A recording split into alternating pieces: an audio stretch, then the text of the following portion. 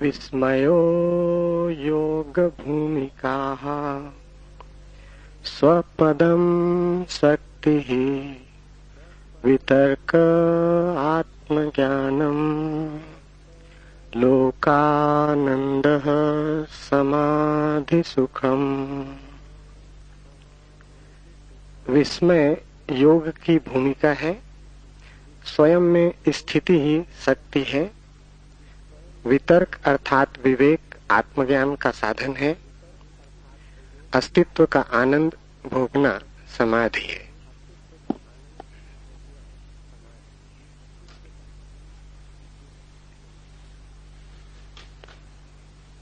विस्मय योग की भूमिका है। इसे थोड़ा समझें। विस्मय का अर्थ शब्दकोश में दिया है आश्चर्य, पर आश्चर्य और विस्मय में एक बुनियादी भेद है, और वो भेद समझ में ना आए तो अलग अलग यात्राएं शुरू हो जाती। आश्चर्य विज्ञान की भूमिका है, विस्मय योग की। आश्चर्य बहिर्मुखी है, विस्मय अंतर्मुखी। आश्चर्य दूसरे के संबंध में होता है, विस्मय स्वयं के संबंध।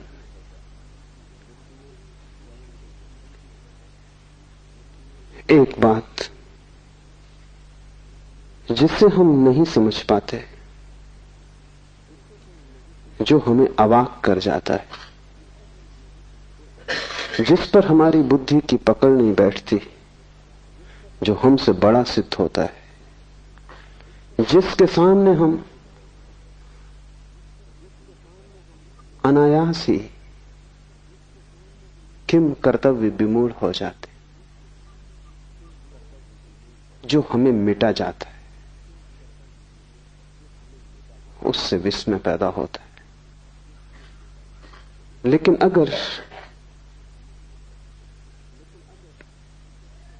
अगर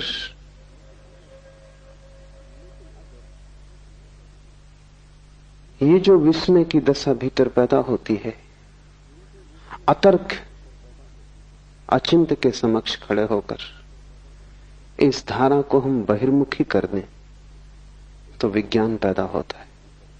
सोचने लगे पदार्थ के संबंध में, विचार करने लगे जगत के संबंध में, खोज करने लगे रहस्य की जो हमारे चारों ओर है, तो विज्ञान का जन्म होता है। विज्ञान आश्चर्य है। आश्चर्य का अर्थ है विस्मय बाहर की ओर यात्रा पर निकल गया।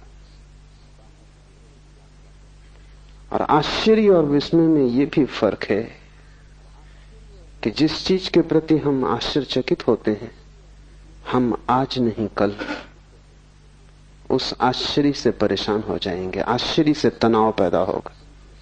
इसलिए आश्चर्य को मिटाने की कोशिश होती है। विज्ञान आश्चर्य से पैदा होता है, फिर आश्चर्य को नष्ट करता है, व्याख्या खोजता है, सिद्धांत खोजता है, सूत्र चाबियां खोजता है, और जब तक चैन नहीं लेता, जब तक कि रहस्य मिट ना जाए, जब तक कि ज्ञान हाथ में ना आ जाए, जब तक विज्ञान न कह सके कि हमने समझ लिया, तब तक चैन नहीं। विज्ञान जगत से आश्चर्य को मिटाने में लगा है। अगर विज्ञान सफल हुआ तो दुनिया में ऐसी कोई चीज न रह जाएगी जो आदमी न कह सके कि हम जानते। इसका अर्थ हुआ जगत में कोई परमात्मा न बचेगा, क्योंकि परमात्मा का अर्थ ही यह होता है कि जिसे हम जान भी लें तो भी दावा न किया जा सके कि हम जानते, जो हमारे जानने के बाद भी जानने को शेष रह जाए, जिसे जान जानकर भी हम चुकता न कर पाए, जिसके विस्मय को अंत करने का कोई उपाय नहीं। एक तो ऐसी वस्तुएं हैं जिन्हें हमने जान लिया, उन्हें हम ज्ञात कहें। कुछ ऐसी वस्तुएं हैं जिन्हें हमने जाना नहीं लेकिन जान लेंगे, उन्हें हम अज्ञात कहें। और कुछ ऐसा भी है इस जगत में जिसे हमने जाना भी नहीं है और हम जान भी न पाएंगे, उसे हम अज्ञेय कहें। परमात्मा अज्ञेय है, वो तीसरा तत्व है। विज्ञान इसलिए परमात्मा को स्वीकार नहीं करता, क्योंकि विज्ञान कहता है ऐसा कुछ भी नहीं है जो न जाना जा सके। नहीं जाना होगा हमने अभी तक, हमारे प्रयास कमजोर हैं, लेकिन आज नहीं कल, केवल समय की बात है, हम जान लेंगे। एक दिन जगत पूरा का पूरा जान लिया जाएगा, उसमें अनजाना कुछ भी ना बचेगा। आश्चर्य से पैदा होता है और फिर आश्चर्य की हत्या में लग जाता है। इसलिए विज्ञान को मैं पितृघाती कहता हूं। जिससे पैदा होता है उसे मिटाने में लग जाता है। धर्म बिल्कुल विपरीत है। धर्म भी एक आश्चर्य भाव से पैदा होता है। उस आश्चर्य भाव को शिव सूत्र में विस्मय कहा है। फर्क इतना ही है कि जब किसी स्थिति में आश्चर्य से भर जाता है धार्मिक खोजी, तो वो बाहर की यात्रा पर नहीं जाता, वो स्वयं की यात्रा पर जाता है। जब भी कोई रहस्य उसे घेर लेता है तो वो सोचता है मैं जानूं कि मैं कौन। रहस्य अंतर्मुखी बन जाए, यात्रा खोज भीतर चलने लगे, पदार्थ की तरफ नहीं स्व की तरफ मेरी खोज उन्मुख हो जाए, मेरा संधान पहले उसे जानने में लग जाए कि मैं कौन हूं, तो विस्मय। और दूसरी बात समझ लेनी जरूरी है कि विस्मय कभी भी चुकता नहीं, जितना ही हम जानते हैं उतना ही बढ़ता है। इसलिए विस्मय एक विरोधाभास है, क्योंकि जानने से विस्मय नष्ट होना चाहिए। लेकिन बुद्ध या कृष्ण या शिव या जीसस, उनका विस्मय नष्ट नहीं होता। जिस दिन वे परम ज्ञान को उपलब्ध होते हैं उसी दिन उनका विस्मय भी परम होता है। उस दिन वे ऐसा नहीं कहते हमने सब जान लिया, उस दिन वे ऐसा कहते हैं कि सब जानकर भी सब जानने को शेष रह गया।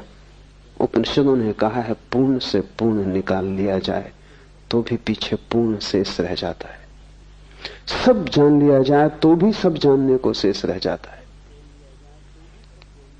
इसलिए धार्मिक ज्ञान अहंकार का जन्म नहीं बनता, वैज्ञानिक ज्ञान अहंकार का जन्म बनेगा।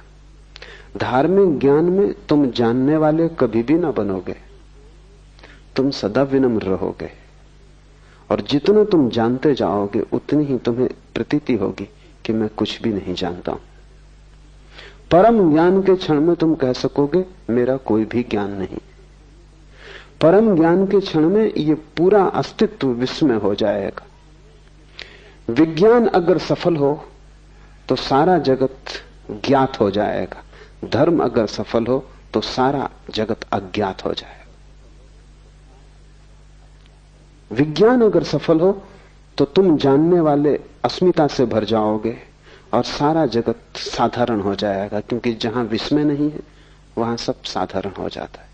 जहां रहस्य नहीं है वहां सारी आत्मा खो जाती। जहां रहस्य का और उपाय नहीं है वहां आगे की यात्रा बंद हो जाती।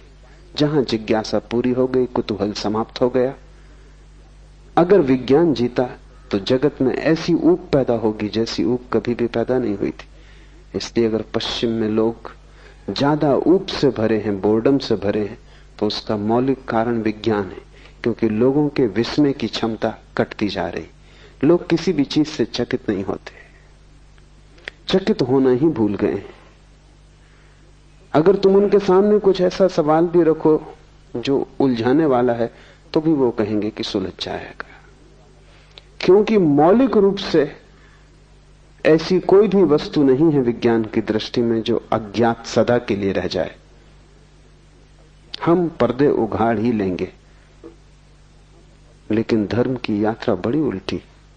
जितने हम पर्दे उखाड़ते हैं पाते हैं रहस्य उतना सघन होता जाता है। जितने हम करीब आते हैं उतना ही पता चलता है कि जानना बहुत मुश्किल है। और जिस दिन हम परमात्मा के ठीक केंद्र में प्रवेश कर जाते हैं उस दिन सभी कुछ रहस्यपूर्ण हो जाता है। बुद्ध के लिए आकाश के तारे ही रहस्यपूर्ण नहीं है, जमीन पर पड़े कंकड़ पत्थर भी आश्चर्यपूर्ण हो गए हैं। बुद्ध के लिए ये विराट ही रहस्य में नहीं है, क्षुद्र से क्षुद्र घटना भी रहस्यपूर्ण हो गई। एक बीज का जमीन से अंकुरित होना भी उतना ही रहस्यपूर्ण है जितना इस पूरी सृष्टि का जन्म। तो जैसे जैसे विस्मय घना होगा वैसे वैसे तुम्हारी आंखें छोटे बच्चे की तरह होती जाएंगी, क्योंकि छोटे बच्चे के लिए सभी कुछ विस्मय होता है। छोटे बच्चे को चलते देखो, वो रास्ते पे जा रहा, हर चीज उसे चौंकाती। एक रंगीन पत्थर उसे कोहिनूर मालूम होता है। तुम हंसते हो क्योंकि तुम ज्ञाता हो, तुम जानते हो ये रंगीन पत्थर है, पागल मत हो, ये कोहिनूर नहीं है। लेकिन छोटा बच्चा उस पत्थर को खीसे में रख लेना चाहता है। तुम कहोगे वजन मत ढो, और गंदा पत्थर है, कीचड़ में पड़ा है, फेंक इसे। लेकिन बच्चा उसे पकड़ता है क्योंकि तुम बच्चे को नहीं समझ पा रहे। बच्चे के लिए विस्मय है।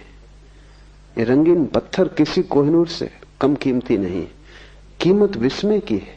पत्थरों की थोड़ी कोई कीमत होती। एक तितली भी उसे इतना सम्मोहित कर लेती है जितना परमात्मा भी तुम्हें मिल जाए तो सम्मोहित नहीं करेगा। वो तितली के पीछे दौड़ना शुरू कर देता है।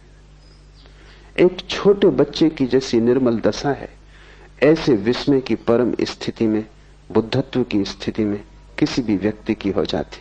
इसलिए जीसस ने कहा है कि जो छोटे बच्चों की तरह सरल होंगे वे ही केवल मेरे प्रभु के राज्य में प्रवेश कर सकेंगे।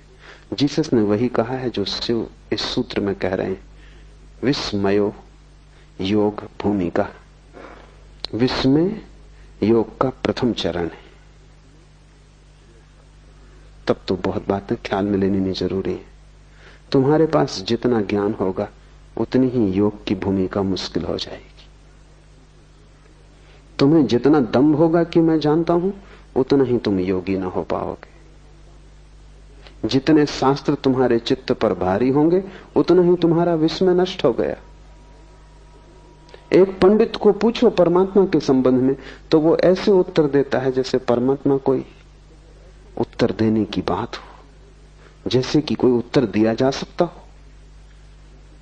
पंडित को पूछो, उसके पास उत्तर रेडीमेड है। तुमने पूछा भी नहीं था, उसके पास उत्तर तैयार था। परमात्मा भी उसे अवाक नहीं करता है, उसके पास सूत्र सब निश्चित है, वो तत्क्षण समझा देता है। लेकिन बुद्ध के पास जाओ, पूछो परमात्मा के संबंध में, बुद्ध चुप रह जाते। शायद तुम यही सोच के लौट आओगे, बहुत से पंडित बुद्ध के पास से यही सोच के लौट गए कि यह आदमी चुप रह गया, इसका मतलब है इसे पता नहीं। और यह आदमी इसलिए चुप रह गया कि विस्मय तो द्वार है।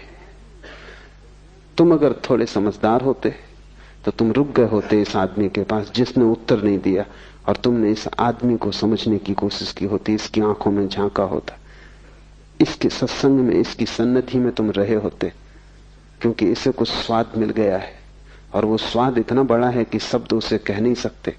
और इसे कोई ऐसा दर्शन हुआ है जो उत्तर नहीं बनाया जा सकता। प्रश्न और उत्तर स्कूली बच्चों की बातें। तुम्हारा प्रश्न ही बेहुदा है। परमात्मा के संबंध में कोई प्रश्न नहीं पूछ सकता। विराट के संबंध में कोई प्रश्न कैसे पूछा जा सकता है? विराट के संबंध में तो प्रश्न उत्तर दोनों गिर जाते। तुम्हारा प्रश्न क्षुद्र है, इसलिए बुद्ध चुप रह गए। लेकिन तुम शायद ये सोच के लौटोगे कि इस आदमी को पता होता तो जवाब देता। इसने जवाब नहीं दिया, इसे पता नहीं। तुम पंडित को पहचानते हो क्योंकि तुम्हारा सिर भी शब्दों से भरा है। तुम ज्ञानी को न पहचान पाओगे क्योंकि ज्ञानी विस्मय से भरा है और तुम्हारा विस्मय नष्ट हो गया है।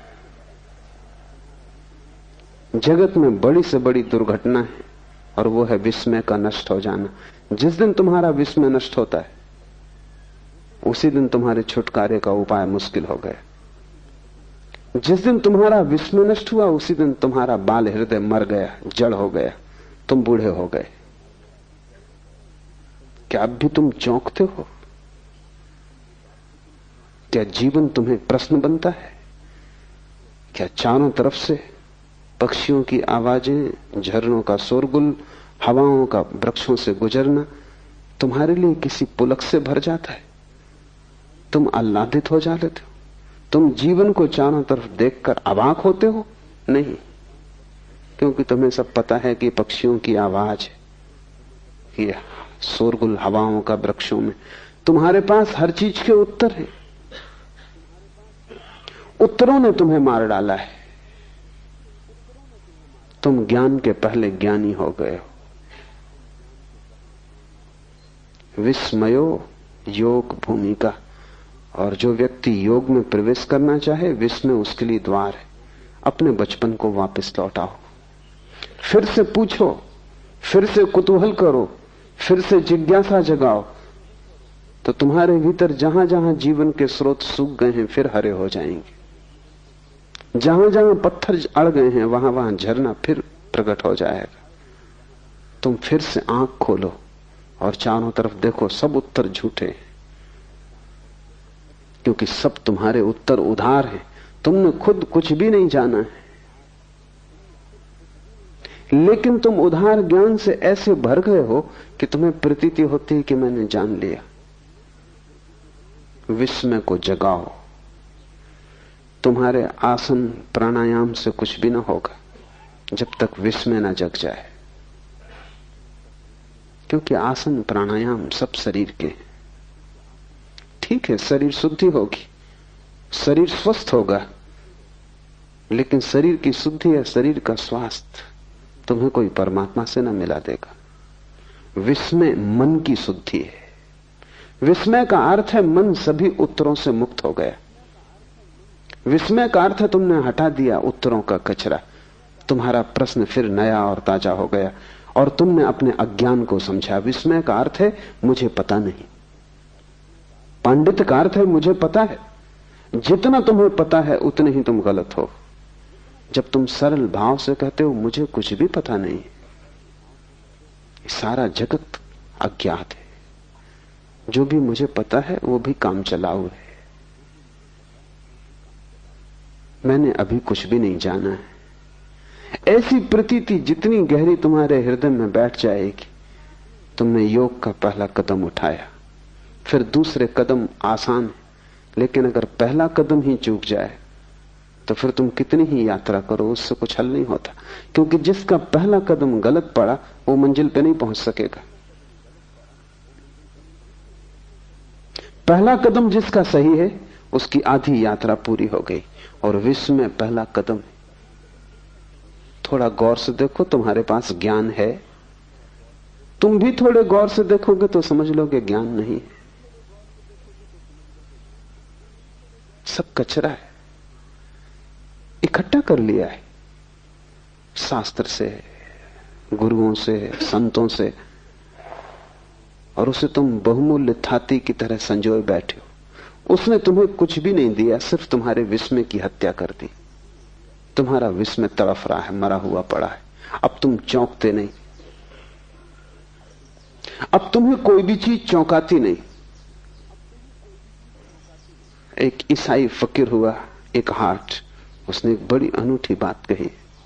उसने कहा संत वो है जिससे हर चीज चौंकाती, हर चीज,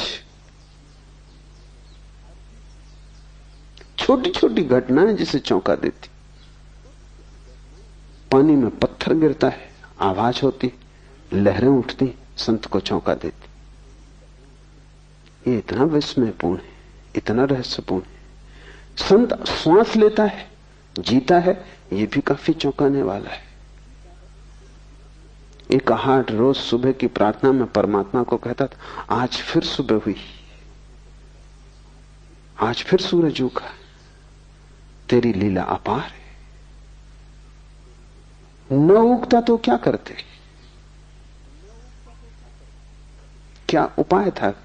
आदमी बेबस है। एक हाट कहता, आज सांस आती है, कल ना आए, क्या करूंगा? तुम सांस ले तो ना सकोगे, सांस तुम्हारे बस में तो नहीं है। इतने पास है श्वास, फिर भी तुम उसके मालिक नहीं हो। गई बाहर और न लौटी तो नहीं लौटेगी। इतने पास जो है उसके भी हम ज्ञाता और मालिक नहीं है। और ख्याल हमें यह है कि हम सब कुछ जानते हैं। तुम्हारे सब जानने ने ही तुम्हें मारा। इस कचरे को हटा दो और हल्के हो जाओ। तत्क्षण तुम्हारी आंखें जब ज्ञान से न भरी होंगी तब रहस्य से भर जाएंगी। उस रहस्य की अंतर यात्रा का नाम विस्मय है, बहिर यात्रा का नाम आश्चर्य है। अगर उस रहस्य को तुमने पदार्थों पर लगा दिया तो तुम एक वैज्ञानिक हो जाओगे। अगर उस रहस्य को तुमने स्वयं की सत्ता पर लगा दिया तो तुम एक महायोगी हो जाओगे। और दोनों के परिणाम भिन्न होंगे, क्योंकि आश्चर्य हिंसात्मक है, विस्मय अहिंसात्मक है। आश्चर्य जिस तरफ लग जाता है उसी को तोड़ने लगता है, विश्लेषण करता है, क्योंकि आश्चर्य में एक बेचैनी है, विस्मय में एक रस है। इस फर्क को भी ठीक से समझ लो। शब्दकोश में वो नहीं लिखा हुआ है, लिखा भी नहीं जा सकता, क्योंकि शब्दकोश बनाने वाले को कोई विस्मय का पता भी नहीं है। आश्चर्य हिंसात्मक है, आक्रामक है। तुम जिस चीज के प्रति आश्चर्य से भरते हो, एक तनाव पैदा हो जाता है। उस तनाव को हल करना ही पड़ेगा। जब तक वो जिज्ञासा पूरी ना हो जाएगी, जब तक तुम जान न लोगे, तब तक एक बेचैनी तुम्हारे सिर पे सवार रहेगी। वो जो वैज्ञानिक अपनी प्रयोगशाला में लगा रहता 18 घंटे, वो किस लिए लगा है? एक बेचैनी है, जैसे एक भूत प्रेत ने उसे पकड़ लिया है, और जब तक वो उसको हल न कर लेगा तब तक वो लगा ही रहेगा। लेकिन विस्मय आक्रामक नहीं, और विस्मय एक बेचैनी नहीं, बल्कि विस्मय एक विश्राम है। जब कोई व्यक्ति विस्मय से भरता है तो एकदम विश्राम से भर जाता है। विस्मय को मिटाना नहीं है, विस्मय को पीना है, विस्मय का स्वाद लेना है, विस्मय में लीन हो जाना है, एक हो जाना है। आश्चर्य मिटाने में लग जाता है, विस्मय जीने में लग जाता है। विस्मय जीवन की एक शैली है, आश्चर्य मनुष्य के मन का एक हिंसात्मक रूप है। इसलिए विज्ञान विजय की भाषा में सोचता है, तोड़ो फोड़ो जीतो। धर्म समर्पण की भाषा में सोचता है, अपने को खो दो। जब तुम्हारे भीतर विस्मय का प्रवेश होगा तो विस्मय तुम में इस तरह लीन हो जाएगा जैसे तुम नमक की डिग्री पानी में डाल दो और सारा पानी खारा हो जाए। जिस दिन तुम विस्मय से भरोगे उस दिन तुम विस्मय से खारे हो जाओगे। रोआ रोआ विस्मय से भर जाएगा। उठोगे तो विस्मय, बैठोगे तो विस्मय, तुम सदा चौंके रहोगे। हर चीज रहस्यपूर्ण हो जाएगी। क्षुद्रतम भी विराट का हिस्सा हो जाएगा, क्योंकि जब क्षुद्र में भी विस्मय जुड़ जाता है तो क्षुद्र भी विराट हो जाता है। तब जाना हुआ कुछ भी नहीं है, सभी तरफ रहस्य तुम्हें घेरे हुए है। तब प्रतिपल नया हो रहा है और प्रतिपल नया निमंत्रण दे रहा है। विस्मय एक आमंत्रण है। मुल्ला नसरुद्दीन एक चुनाव में खड़ा हो गया था, तो मत मांगने घर घर गया। गांव में जो चर्च का पादरी था उसके द्वार पर भी गया। जब मत मांगने गया था तब भी उसके मुंह से शराब की बात आ रही थी। पादरी भला आदमी था, सीधे सीधे कहना अशिष्टता होगी, तो उसने नसरुद्दीन से कहा कि मुझे बस एक बात पूछनी, अगर संतोषजनक उत्तर दिया तो मेरा मत, मेरा वोट तुम्हारे लिए। क्या तुम कभी शराब पीते हो? पूछने का इसमें कुछ भी नहीं था, शराब वो पिए ही हुए था। नसरुद्दीन चौंका और उसने कहा कि इसके पहले कि मैं जवाब दूं, एक सवाल मुझे भी पूछना। ये जांच पड़ताल है या आमंत्रण?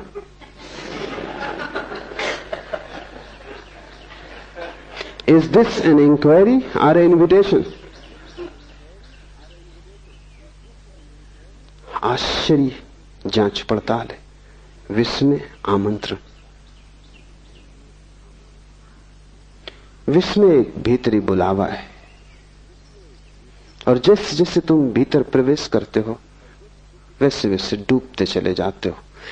एक दिन ऐसा आएगा कि तुम ना बचोगे और विस्मय ही बचेगा। उस दिन परम ज्ञान घट गया। अगर तुमने आश्चर्य किया तो एक दिन ऐसा आएगा कि तुम ही बचोगे और आश्चर्य न बचेगा। ये विज्ञान की निष्पत्ति। अहंकार बचेगा, आश्चर्य नष्ट हो जाएगा। अगर विस्मय की यात्रा पर गए तो तुम नष्ट हो जाओगे, विस्मय बचेगा। रोआ रोआ उसी श्वास से भर जाएगा। तुम्हारा होना ही विस्मयपूर्ण होगा। इसे शिव ने भूमिका कहा योग की। ज्ञान को हटाओ, विस्मय से भरो। और अब कठिन लगेगा शुरू में, क्योंकि तुम्हें ख्याल है कि तुम सब जानते हो। D.H. लॉरेंस एक बड़ा विचारक, कीमती मूल्यवान विचारक हुआ। एक छोटे बच्चे के साथ बगीचे में घूम रहा था। उस छोटे बच्चे ने पूछा, why the trees are green? वृक्ष हरे क्यों? छोटे बच्चे ही ऐसे सवाल पूछ सकते हैं, इतने ताजे सवाल। तुम तो ये सवाल ही नहीं सोच सकते। तुम कहोगे वृक्ष हरे हरे हैं, इसमें पूछना क्या है? ये कोई सवाल है? ये बच्चा मूड है। लेकिन तुम फिर से सोचो, वृक्ष हरे क्यों? तुम्हें सच में उत्तर पता है? शायद तुम में कोई विज्ञान का विद्यार्थी हो तो वो कहेगा क्लोरोफिल के कारण। मगर इससे कोई बच्चे के प्रश्न का हल तो नहीं होता। बच्चा पूछेगा कि वृक्ष में क्लोरोफिल क्यों है? आखिर क्लोरोफिल को वृक्ष में होने की क्या जरूरत है और आदमी में क्यों नहीं है? और क्लोरोफिल कैसे वृक्षों को खोजता रहता है? क्यों का कोई सवाल क्लोरोफिल से होता नहीं हल। विज्ञान जो भी जवाब देता है सब ऐसे ही है। उससे प्रश्न सिर्फ एक सीढ़ी और पीछे हट जाता है बस। अगर तुम जरा समझदार हो तो प्रश्न फिर उठा सकते हो। विज्ञान के पास क्यों का कोई उत्तर नहीं है। इसलिए विज्ञान विस्मय को नष्ट कर नहीं सकता, सिर्फ भ्रम पैदा करता है नष्ट करने का। लेकिन D.H. लॉरेंस कोई वैज्ञानिक नहीं था, वो एक कवि था, एक उपन्यासकार था। उसके पास संचेतना थी सौंदर्य की। वो खड़ा हो गया, वो सोचने लगा। उसने बच्चे से कहा कि मौका दो, क्योंकि मुझे खुद ही पता नहीं। तुम्हारे बच्चे ने भी तुमसे कई बार ऐसे सवाल किए होंगे। तुमने कभी कहा कि मुझे पता नहीं? उससे अहंकार को चोट लगेगी। हर बाप सोचता उसे पता है। बच्चा पूछता, बाप जवाब देता है। इन्हीं जवाबों के कारण बाप प्रतिष्ठा खोता है बाद में, क्योंकि बच्चे को एक न दिन पता चल जाता है कि पता तुम्हें कुछ भी न था। तुम नाहक ही जवाब देते रहे। जैसा अज्ञानी मैं हूं वैसे ही तुम हो। तुम्हारी उम्र ज्यादा थी, तुम्हारा अज्ञान जरा पुराना था, बस इतनी ही बात थी। लेकिन छोटे बच्चे को तुम जवाब दे दे तो छोटा बच्चा भरोसा करता है, वो मान लेता है कि ठीक होगा। लेकिन कितने दिन तक मानेगा? D.H. लॉरेंस खड़ा हो गया। उसने कहा कि मैं सोचूंगा, और अगर तुम ज्यादा ही जिद करो तो बस इतने कह सकता हूं कि वृक्ष हरे हैं क्योंकि हरे। इसमें कोई और उत्तर नहीं है। मैं खुद ही इसी रहस्य से भरा हुआ हूं। अगर तुम आंख से थोड़े ज्ञान का पर्दा हटाओगे तो तुम पाओगे चारों तरफ रहस्य खड़ा हुआ है। वृक्ष हरे हैं, ये भी रहस्यपूर्ण है। हरे वृक्षों में लाल फूल लग रहे हैं, ये भी रहस्यपूर्ण है। एक छोटे से बीज में इतने इतने बड़े विराट काय वृक्ष छिपे हैं, ये भी रहस्यपूर्ण है। एक बीज को तुम संभाल के रखे रहो, सैकड़ों हजारों साल के बाद वो वृक्ष प्रकट हो जाता है। जीवन शाश्वत मालूम होता है। हर घड़ी रहस्य से भरी है, पर तुमने जैसे अपनी आंखें बंद कर ली,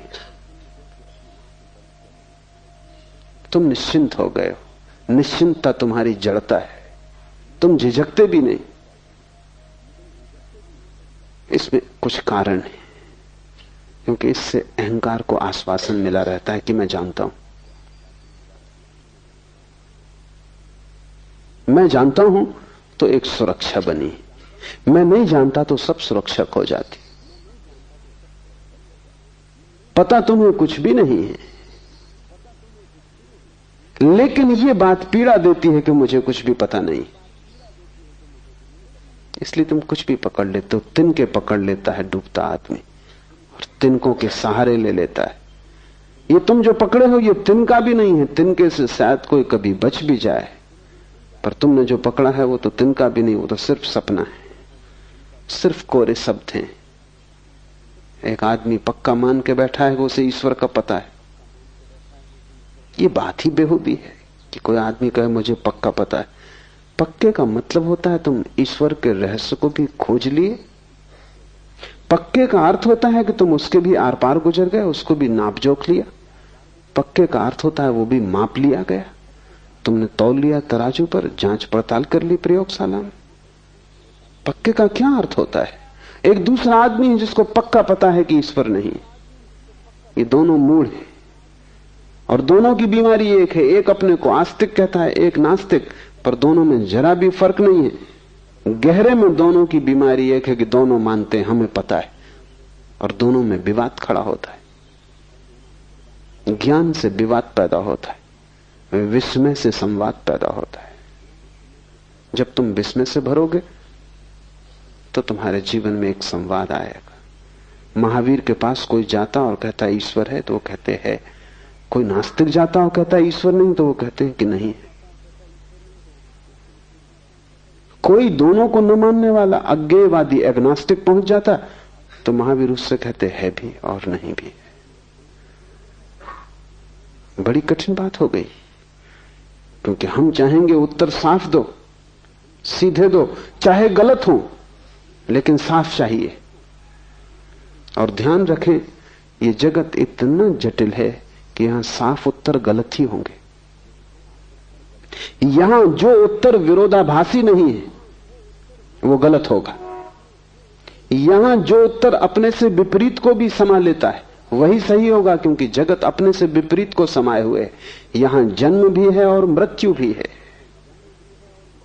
यहां साफ सुथरा रास्ता नहीं है, यहां अंधेरा भी है और प्रकाश भी है, यहां शुभ भी है अशुभ भी है।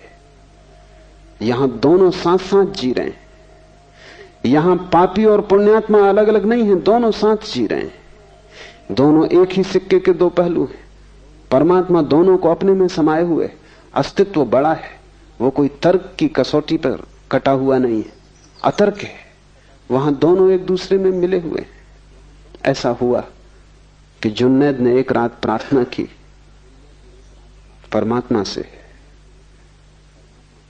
कि मैं जानना चाहता हूं इस गांव में कोई ऐसा आदमी है जो महापापी हो, क्योंकि उसको देखकर, उसको समझ के मैं पाप से बचने की कोशिश करूंगा। मेरे पास मापदंड हो जाएगा कि ये महापापी, इस जीवन से बचना। आवाज आई कि तेरा पड़ोसी। हैरान हुआ जुन्नैद, उसने कभी सोचा भी न था कि उसका पड़ोसी और महापापी साधारण आदमी था, काम धंधा करता था, दुकान चलाता था। महापापी का तो उसने सोचा भी न था। उसका तो ख्याल था कि महापापी होगा कोई रावण, महापापी कोई होगा कोई महादुष्ट शैतान। ये आदमी दुकान चलाता है, बाल बच्चे पालता है। बड़ी उलझन में पड़ गया। ये तो साधारण आदमी था, इसको तो महापापी कोई भी नहीं कहेगा। दूसरी रात उसने फिर प्रार्थना की कि ठीक, तू जो कहे ठीक, अब मुझे एक और मापदंड चाहिए कि इस गांव में जो सबसे बड़ा महात्मा हो, पुण्यात्मा हो, उसकी मुझे खबर दे दे। परमात्मा ने कहा कि वही आदमी वो जो तेरे पड़ोस में। जुन्नैद ने कहा तू मुझे मुश्किल में डाल रहा है, मैं वैसे ही काफी मुश्किल में हूं। दिन भर उस आदमी को देखता रहा, ऐसा कुछ महापाप नहीं देखा, और अब और झंझट खड़ी हो गई। पुण्यात्मा भी वही है। तो आवाज आई, मेरी दुनिया में दोनों जुड़े, सिर्फ बुद्धि तोड़ के चीजों को देखती है। यहां बड़े से बड़े संत के पीछे भी छाया पड़ती, यहां बड़े से बड़े पापी के चेहरे पर भी रोशनी है। इसीलिए तो यह संभव होता है कि पापी चाहे तो संत हो जाए, संत चाहे तो पापी हो जाए। इतनी आसानी से बदलाहट इसलिए तो संभव है कि दोनों छिपे हैं एक में ही। अंधेरा और उजेला अलग अलग नहीं है, रात और दिन जुड़े हैं। तर्क तोड़ता है और साफ रास्ते बनाता है। तर्क ऐसे है जैसे कि तुमने एक छोटा सा बगीचा बना लिया हो, साफ सुथरा, कटा पिटा। जीवन जंगल की तरह है, वहां कुछ साफ सुथरा नहीं है, वहां सब चीजें एक दूसरे से उलझी। जो जीवन को समझने चला है उसे साफ कटे कटाए उत्तरों से बचने की क्षमता चाहिए। उनको पकड़ लेने में सुरक्षा है, क्योंकि तुम्हें आश्वासन हो जाता है कि ठीक मुझे पता है। जैसे तुम्हें लगता है मुझे पता है, तुम्हारी हिम्मत आ जाती, जिंदगी में चलने में भरोसा आ जाता है। इसलिए तुम डरते हो ज्ञान छोड़ने से, इसलिए बड़ी पीड़ा होती। तुमसे कोई धन छीन ले इतनी मुसीबत नहीं, फिर कमा लेंगे। और धन तो मिट्टी थी, तुम जानते ही थे। तुमसे कोई पद छीन ले कोई बड़ी चिंता की बात नहीं है, तुम खुद भी त्याग सकते हो। लेकिन ज्ञान तो इधर मैं देखता हूं एक अनूठी घटना घटती।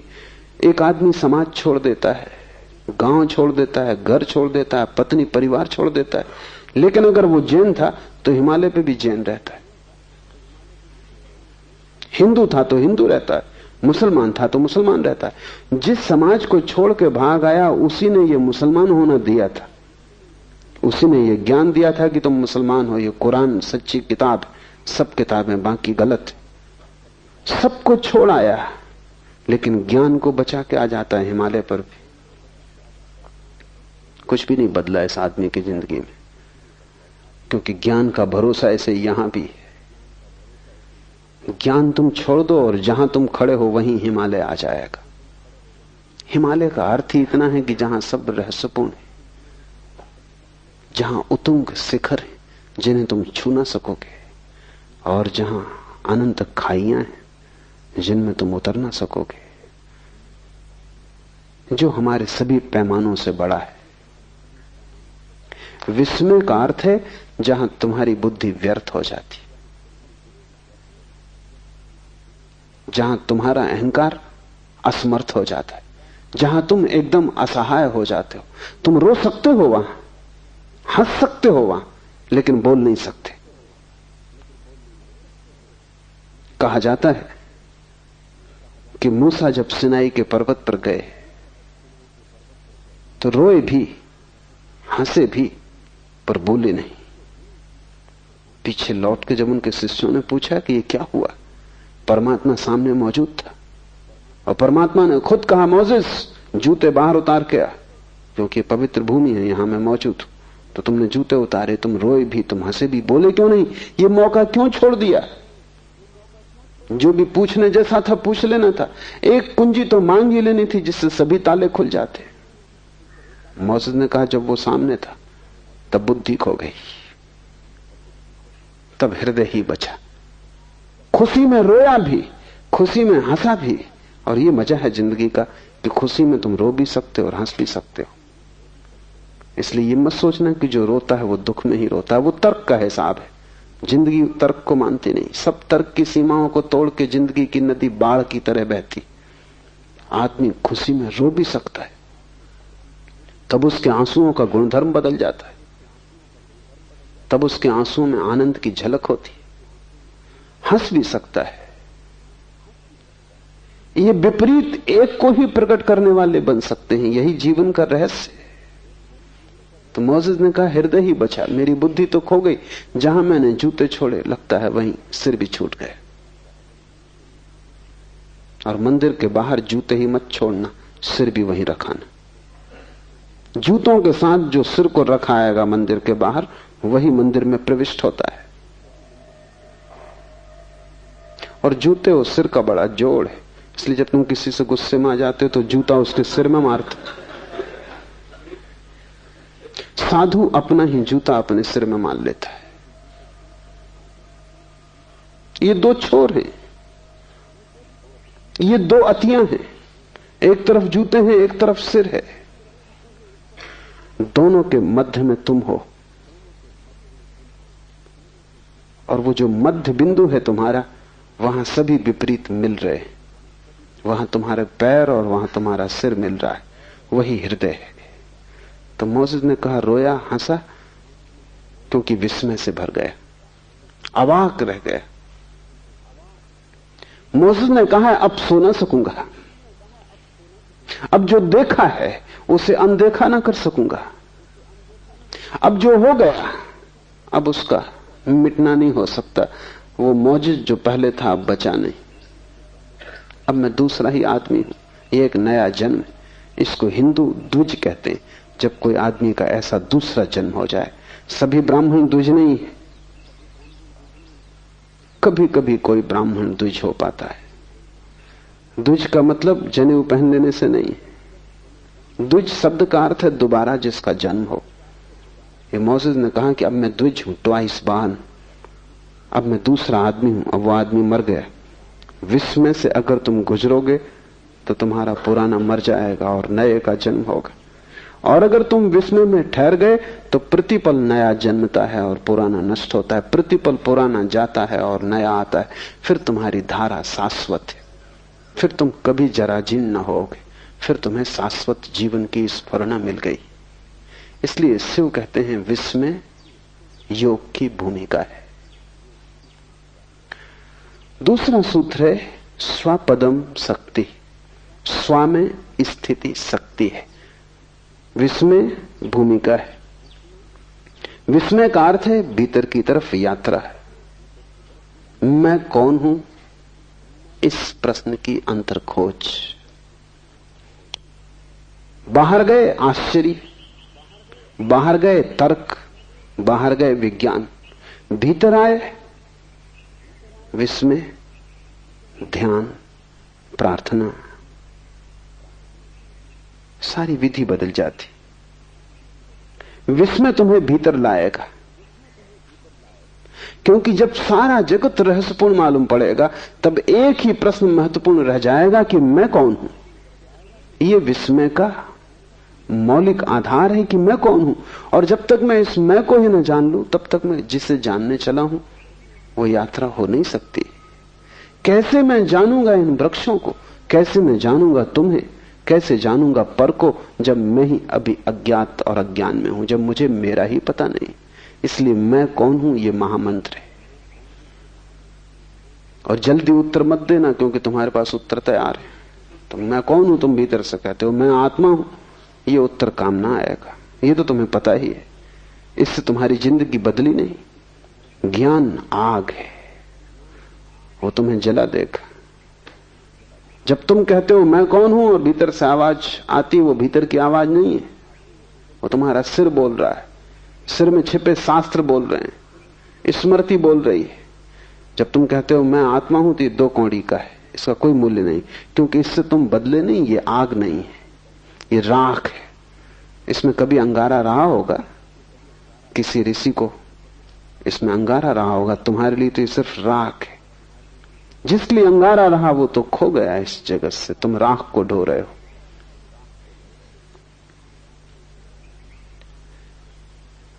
मैं कौन हूं इसको तुम पूछते जाना और उधार उत्तर मत देना। जब भी उधार उत्तर आए कहना कि मेरा उत्तर नहीं, मेरा जाना नहीं, मेरा कैसे हो सकता है। जो मैं जानता हूं वही केवल मेरा हो सकता है। जो तुम उपलब्ध करोगे अपने श्रम से वही केवल तुम्हारी संपदा है। ज्ञान में चोरी नहीं चल सकती और न ज्ञान में भिखमंगापन चलता है। न तुम भीख मांग सकते, न तुम चोरी कर सकते। यहां डकैती नहीं चल सकती।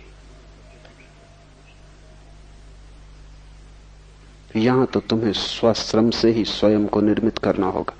दूसरा सूत्र है स्व में स्थिति शक्ति है। जैसे ही विस्मय पैदा हो भीतर की तरफ चलना, डूबना और स्व में स्थित हो जाने की चेष्टा करना। क्योंकि जब तुम पूछते हो मैं कौन हूं तो कब तुम्हें उत्तर मिलेगा। अगर इसका उत्तर तुम्हें चाहिए तो भीतर स्व में ठहरना पड़ेगा। उसको ही हमने स्वास्थ्य कहा है, स्वयं में ठहर जाना। और जब कोई व्यक्ति स्वयं में ठहर जाएगा तभी तो देख पाएगा। दौड़ते हुए तुम कैसे देख पाओगे। तुम्हारी हालत ऐसी है कि तुम एक तेज रफ्तार की कार में जा रहे हो, एक फूल तुम्हें खिड़की से दिखाई पड़ता है, तुम पूछ भी नहीं पाते ये क्या है कि तुम आगे निकल गए। तुम्हारी रफ्तार तेज, और वासना से तेज रफ्तार दुनिया में किसी और यान की नहीं है। चांद पर पहुंचना हो, रॉकेट भी वक्त लेता है, तुम्हारी वासना को उतना वक्त भी नहीं लगता, इसी क्षण तुम पहुंच जाते हो। वासना तेज से तेज गति है, और जो वासना से भरा है उसका अर्थ है कि वो ठहरा हुआ नहीं, भाग रहा है, दौड़ रहा है। और तुम इतनी दौड़ में हो कि तुम पूछो भी कि मैं कौन हूं तो उत्तर कैसे आएगा। ये दौड़ छोड़नी होगी, स्व में स्थित होना होगा। थोड़ी देर के लिए सारी वासना, सारी दौड़, सारी यात्रा बंद कर देनी होगी। लेकिन एक वासना समाप्त नहीं हो पाती कि तुम 25 को जन्म दे लेते हो। एक यात्रा पूरी नहीं हो पाती कि 25 नए रास्ते खुल जाते हैं, तुम फिर दौड़ने लगते हो। तुम्हें बैठना आता ही नहीं, तुम रुके ही नहीं हो जन्मों से। मैंने सुना है कि एक सम्राट ने एक बहुत बुद्धिमान आदमी को वजीर रखा, लेकिन वजीर बेईमान था और उसने जल्दी ही साम्राज्य के खजाने से लाखों करोड़ों रुपए उड़ा दिए। जिस दिन सम्राट को पता चला, उसने वजीर को बुलाया और उसने कहा कि मुझे कुछ कहना नहीं, जो तुमने किया है वो ठीक नहीं, और ज्यादा मैं कुछ कहूंगा नहीं। तुमने भरोसे को तोड़ा, बस इतना ही कहता हूं कि तुम अपना मुंह मुझे मत दिखाओ, इस राज्य को छोड़कर चले जाओ।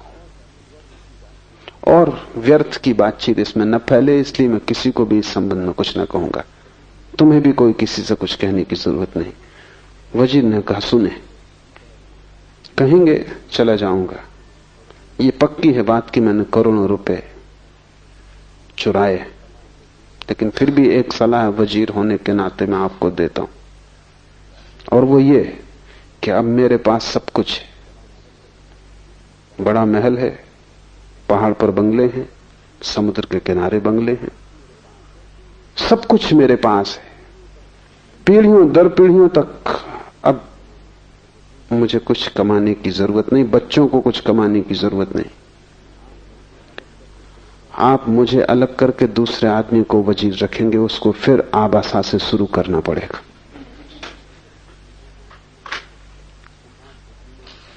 सम्राट बुद्धिमान था, उसकी बात समझ में आ गई।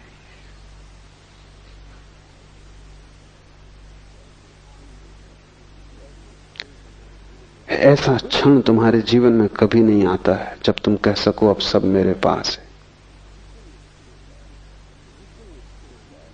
जिस दिन ये क्षण आ जाएगा उसी दिन दौड़ बंद होगी, अन्यथा तुम हर घड़ी आबासा से शुरू कर रहे हो। हर घड़ी नई वासना पकड़ लेती, नया चोर आ जाता है, नया लुटेरा खजाना तोड़ने लगता है। और एकांत लुटेरा हो तो ऐसा भी नहीं है, बहुत वासनाएं, तुम एक साथ बहुत दिशाओं में दौड़ रहे हो, तुम एक साथ बहुत सी चीजों को पाने की कोशिश कर रहे हो। तुमने कभी बैठ कर यह भी नहीं सोचा कि उनमें से कई चीजें तो विपरीत हैं, उनको तो तुम पा ही नहीं सकते, क्योंकि तुम एक को पाओगे तो दूसरी खोएगी, दूसरी की पाओगे तो पहली खो जाएगी। मुल्ला नसरुद्दीन मरता था तो उसने अपने बेटे को कहा कि मैं तुझे 2 बातें समझा देता हूं, मरने के पहले तुझे कह जाता हूं, इन्हें ध्यान में रखना। 2 बातें हैं, एक ऑनेस्टी, ईमानदारी, और दूसरी है विजडम, बुद्धिमानी। तो दुकान तू संभालेगा, काम तू संभालेगा, दुकान पे तख्ती लगी है। Honesty is the best policy, ईमानदारी सबसे अच्छी नीति है, इसका पालन करना। कभी किसी को धोखा मत देना, कभी वचन भंग मत करना, जो वचन दे उसे पूरा करना। बेटे ने कहा ठीक, दूसरा क्या है? बुद्धिमानी उसका क्या अर्थ है? नसरुद्दीन ने कहा, भूल के कभी किसी को वचन मत देना।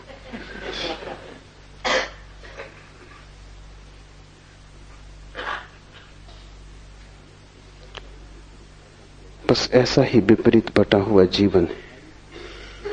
ईमानदारी भी और बुद्धिमानी भी दोनों संभालने की कोशिश है। वचन पूरा करना ईमानदारी का लक्ष्य, वचन कभी मत देना बुद्धिमानी का लक्ष्य। इधर तुम चाहते हो कि लोग तुम्हें संत की तरह पूजें, और इधर तुम चाहते हो कि तुम पापी की तरह मजे भी लूटो। बड़ी कठिनाई है। इधर तुम चाहते हो कि राम की तरह तुम्हारे चरित्र का गुणगान हो, लेकिन उधर तुम रावण की तरह दूसरे की स्त्रियों को भगाने में तत्पर हो।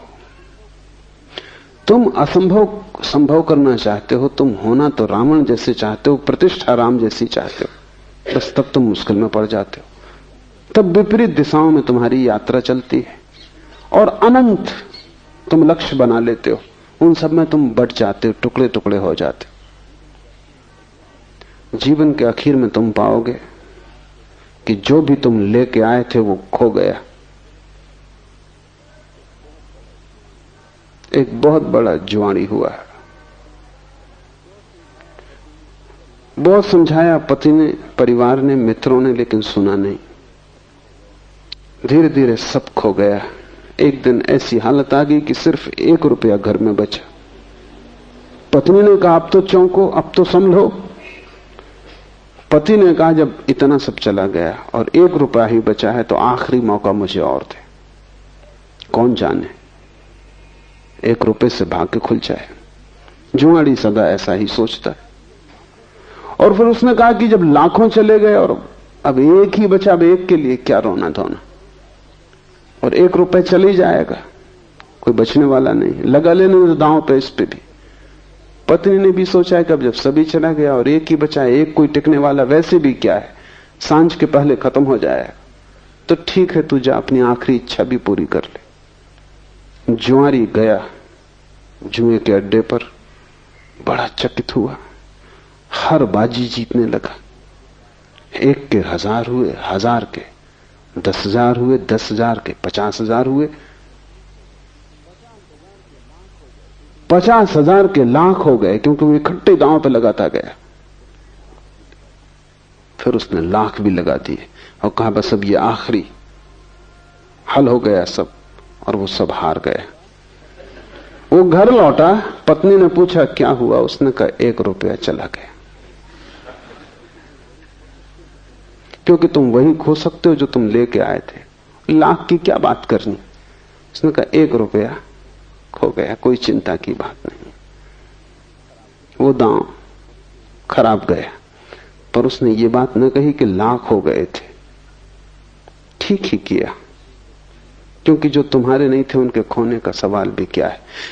मरते वक्त तुम पाओगे जो आत्मा तुम लेके आए थे वो तुम गंवा के जा रहे हो। बस 1 खो जाएगा, बाकी तुमने जो गंवाया, जोड़ा, मिटाया, बनाया, उसका कोई बड़ा हिसाब नहीं है। अंतिम हिसाब में उसका कोई मूल्य नहीं।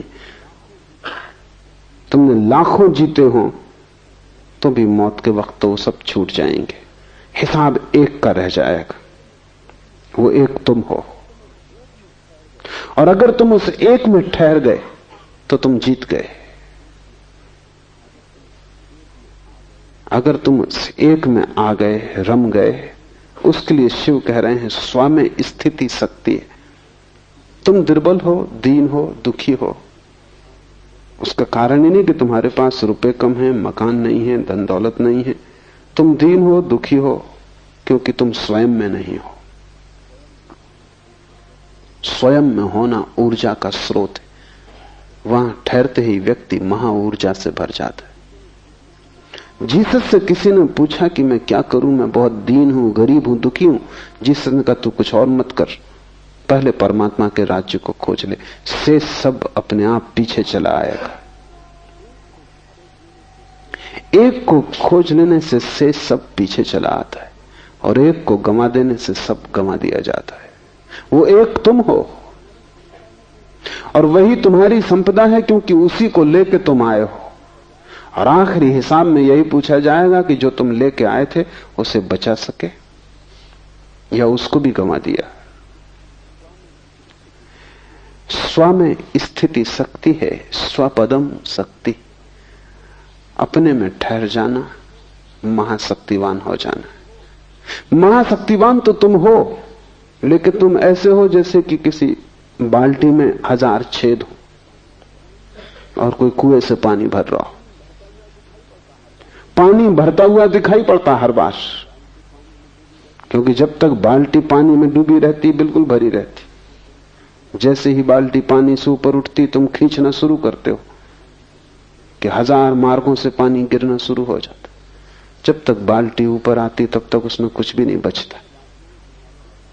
1000 वासनाएं तुम्हारे 1000 छेद हैं, उनसे तुम्हारी ऊर्जा खोती है। जब तक तुम सपना देखते हो तब तक बाल्टी भरी है, जब तक तुम कामना करते हो तब तक बाल्टी भरी है। जैसे ही कामना को कृत्य में लाते हो, जैसे ही खींचना शुरू करते हो कुएं से बाल्टी को, जैसे ही सपने को सत्य बनाने की कोशिश करते हो, ऊर्जा खोनी शुरू हो जाती। हाथ आते तक बाल्टी हाथ आ जाती है, 1000 छेद हाथ में आ जाते हैं, पानी की एक बूंद नहीं आती, प्यास उतनी की उतनी रह जाती। हर बार जब खींचते हो बड़ा शोरगुल मचता है कुएं में और लगता है पानी चला आ रहा है, तूफान आ रहा है, हाथ कुछ भी नहीं आता। हर बार तुम खाली हाथ लौटते हो, लेकिन वासना बड़ी अद्भुत है। एक मछली मार को कोई राहगीर पूछता था कितनी मछलियां पकड़ी। सांझ होने के करीब थी, सुबह से बैठा था बंसी को डाले। ये राहगीर कई बार वहां से निकला और देख गया था, आखिर उससे न रहा गया। उसने पूछा कितनी पकड़ी। उस मच्छी मार ने कहा जिस एक को मैं पकड़ने की अभी कोशिश कर रहा हूं ये, और अगर 2 और पकड़नी तो 3 होंगी। अभी पकड़ी एक भी नहीं है, जिसको पकड़ रहा हूं ये 1 और 2 और तो 3 होंगी। तुम हमेशा इस मच्छी मार की हालत में हो, जिसको पकड़ रहे हो ये 1 और 2 अभी सपने में है, और ये भी अभी सत्य नहीं हुई है, और हिसाब 3 का है, और तुम बड़े प्रसन्न हो रहे हो।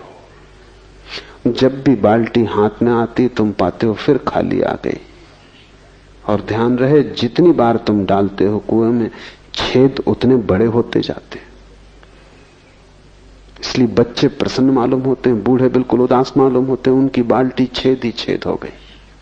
कितनी बार डाल चुके, निकाल चुके, सब छेद बड़े हो गए, लेकिन फिर भी पुरानी आशा मरती नहीं, कभी तो भरी हुई आ जाएगी, क्योंकि भरी हुई दिखाई पड़ती है, फिर पानी गिरता हुआ भी दिखाई पड़ता है। शक्ति तो तुम्हारे पास है परमात्मा की, लेकिन मन तुम्हारे पास छेद वाली बाल्टी की तरह है। स्वपदम शक्ति का अर्थ है जब तुम वासनाओं में न दौड़ोगे। एक वासना गिरी, एक छेद बंद हुआ, वासनाएं गिर गई, सारे छेद खो गए,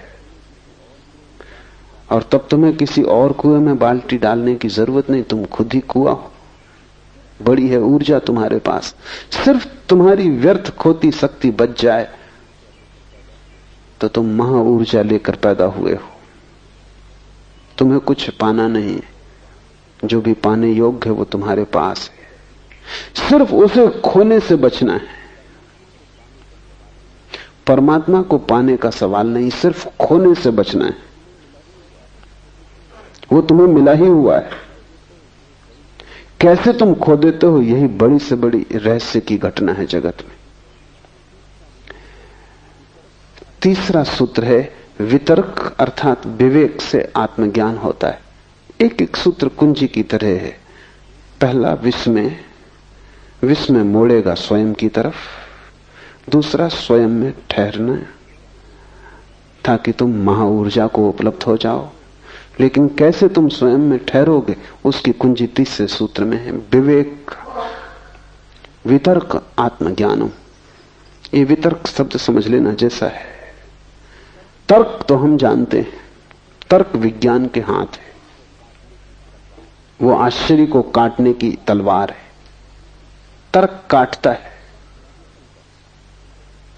विश्लेषण करता है, तर्क बाहर जाता है, वितर्क भीतर जाता है, वो काटता नहीं, जोड़ता है। तर्क विश्लेषण है, एनालिसिस। वितर्क संश्लेषण है, सिंथेसिस। फरीद हुआ एक फकीर, एक भक्त उसके पास एक सोने की कैंची ले आया, बड़ी बहुमूल्य थी, हीरे जवाहरात लगे थे, और उसने कहा कि मेरे परिवार में चली आ रही सदियों से, करोड़ों का दाम है इसका, मैं इसका क्या करूं, आपके चरणों में रख जाता हूं। फरीद ने कहा तू इसे वापस ले जा, अगर तुझे कुछ भेंट ही करना हो तो एक सुई डोरा ले आना, क्योंकि हम तोड़ने वाले नहीं, जोड़ने वाले। कैंची काटती, अगर भेंट ही करना हो एक सुई डोरा ले आना। तर्क कैंची की तरह काटता है।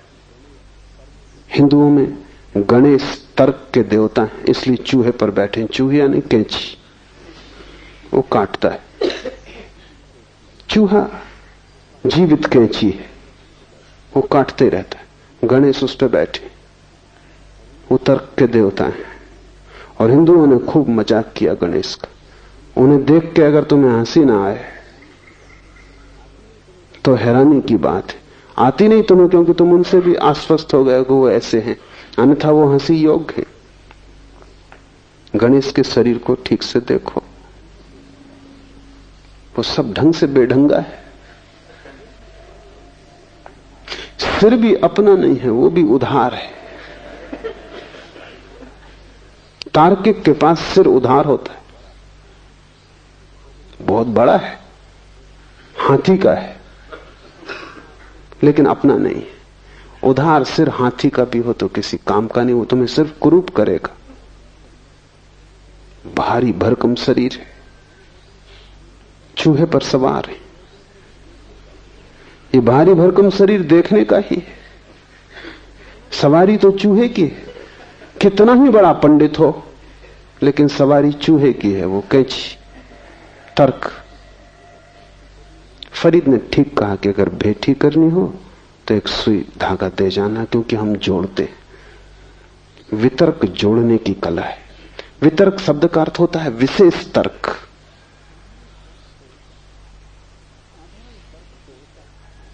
साधारण तर्क तोड़ता है, विशेष तर्क जोड़ता है। बुद्ध, महावीर, शिव, लाओस से वे भी तर्क करते हैं, लेकिन उनका तर्क वितर्क है।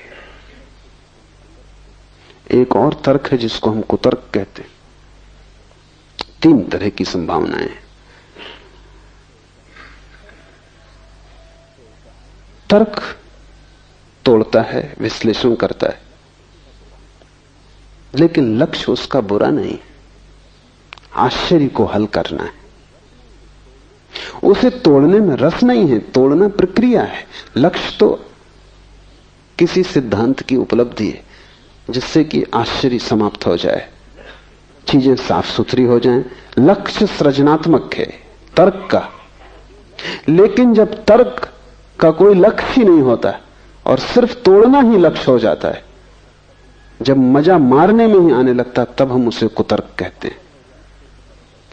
तर्क पागल हो जाए तो कुतर्क हो जाता है। विक्षिप्त अवस्था है तर्क की, तब वो पागल हो जाता, तब वो तोड़ने में लग जाता है। तब कोई और लक्ष्य नहीं रह जाता, नष्ट करना ही रसपूर्ण हो जाता है। वितर्क तर्क की अंतर यात्रा है। तुम यहां तक आए हो घर से चल के, तो नजर, तुम्हारी दृष्टि, तुम्हारी दिशा इस तरफ रही, मेरी तरफ रही।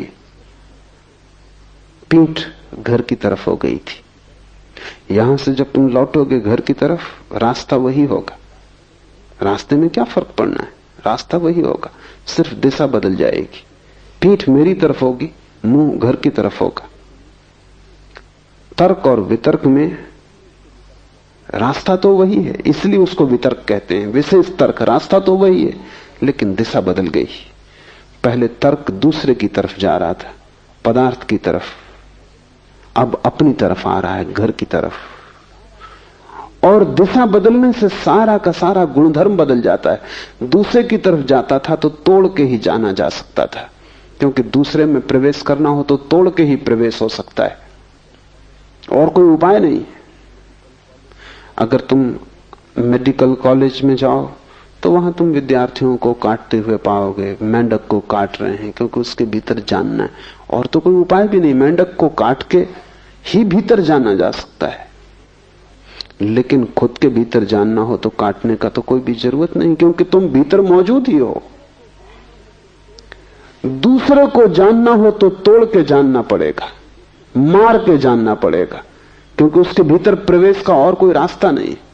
स्वयं को जानना हो तो तोड़ने और मारने का कोई सवाल नहीं, वहां तो तुम मौजूद ही हो। स्वयं को जानना हो तो सिर्फ आंख बंद कर लेनी काफी है। आंख बंद करने का नाम ध्यान है। बाहर से ध्यान हट जाए, भीतर चलने लगे तो तर्क वितर्क हो जाता है। वितर्क का ही दूसरा नाम विवेक है, होश, अवेयरनेस। और ये विवेक या वितर्क संश्लेषण की प्रक्रिया है। जैसे जैसे तुम भीतर आते हो वैसे वैसे तुम इकट्ठे होते जाते हो। ऐसा समझो कि एक वर्तुल है, बड़ी उसकी परिधि है, वर्तुल के मध्य में उसका केंद्र है। अगर तुम परिधि पर दो बिंदु बनाओ तो दूर होंगे, फिर दोनों बिंदुओं से तुम दो रेखाएं खींचना शुरू करो केंद्र की तरफ, तो जैसे जैसे दोनों रेखाएं केंद्र के करीब आएंगी वैसे वैसे पास आने लगेंगी, और पास और पास, और जब केंद्र पर दोनों आ जाएंगी तो एक ही रेखा रह जाएगी, दो नहीं, केंद्र पर मिल जाएंगी। अगर इन्हीं दो रेखाओं को तुम परिधि के बाहर फैलाते चले जाओ तो ये दूर होती जाएंगी, और दूर और दूर और दूर, अनंत आकाश में इनकी अनंत दूरी हो जाएगी। तुम्हारे भीतर से जब तुम बाहर की तरफ जाते हो तो चीजें एक दूसरे से दूर होती जाती, फासला बढ़ता जाता है। इसलिए हजार तरह के विज्ञान पैदा हो गए, होंगे ही, क्योंकि फासला बड़ा होता जाता है।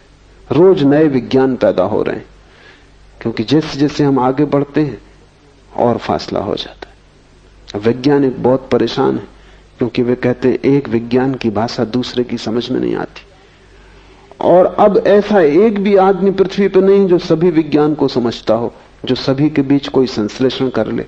ऐसा तो बहुत कठिन हो गया मामला, एक ही विज्ञान को जानना असंभव जैसा है। तो दुनिया में ज्ञान बहुत है लेकिन संश्लेषण बिल्कुल खो गया। और धर्म एक है, उनके नाम कितने ही अलग हों, क्योंकि जैसे ही कोई व्यक्ति भीतर की तरफ आता है फासला कम होने लगता है, केंद्र पर सब चीजें जुड़ जाती। केंद्र परम संश्लेषण, अल्टीमेट सिंथेसिस है। वितर्क अर्थात विवेक से आत्मज्ञान होता है। तोड़ो मत, बाहर मत जाओ, दूसरे पर ध्यान मत रखो, भीतर ध्यान लाओ, जोड़ो, धीरे धीरे सरकते आओ केंद्र की तरफ। उस जगह पहुंच जाओ जहां तुम्हारे प्राणों का मध्य बिंदु है। वहां ठहर जाओ, वहां ऊर्जा उत्पन्न होगी। वो जो हम प्रकाश देखते हैं बुद्ध और महावीर में, वो जो हम आनंद देखते हैं कृष्ण में, मीरा में, चैतन्य में, वो किस बात का आनंद है? वो रोशनी किस बात की खबर है?